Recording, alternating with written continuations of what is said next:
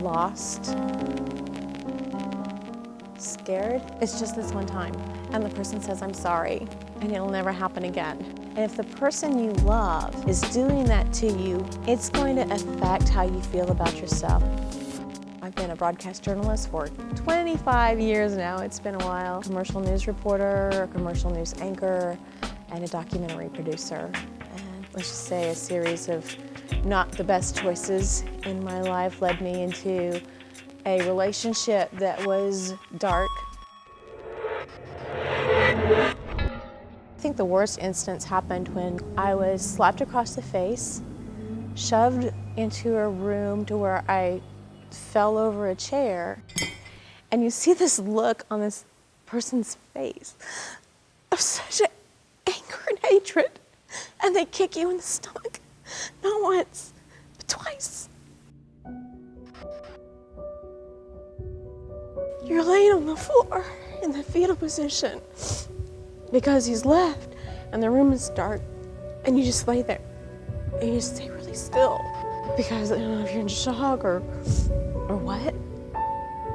But it wasn't just being shoved around or held against the wall by your throat for a little bit or a bruise on your arm. Someone kicked me. Someone threw me down and kicked me. I'd called the police. The police would not make him leave. In fact, a police officer told me that I could file to have him evicted since his name wasn't on the mortgage.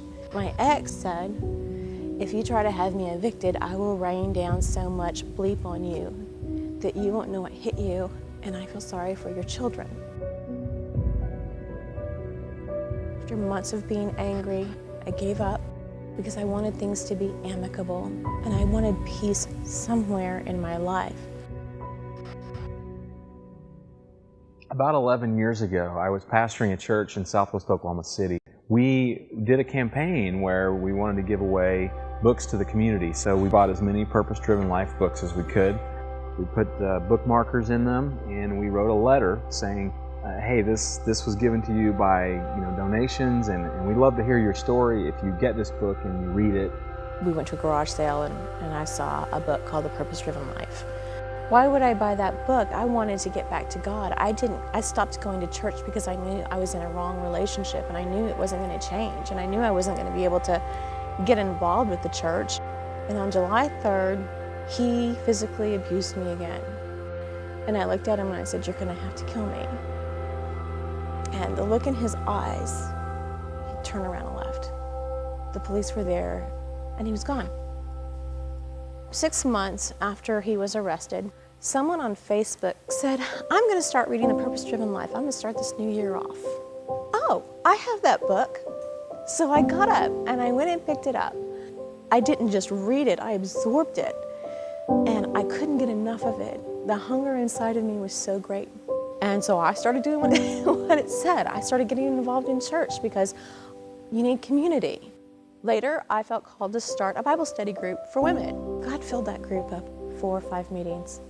Inside of that book, The Purpose-Driven Life, which I read again with my group, was a letter. And I pulled it out, and I had seen that it was dated 2003 from some preacher at some church. And I found him, and I sent him a private message on Facebook, and I said, this is who I am. When I first got Susan's message and I read the testimony, pretty emotional, pretty gripping, I was definitely overwhelmed with emotion at the very idea of what this woman had gone through. And this simple act 11 years earlier had impacted her spiritual journey.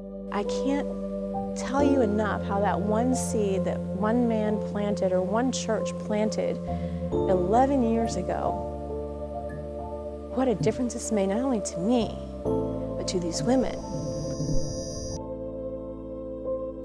Joy, peace, love,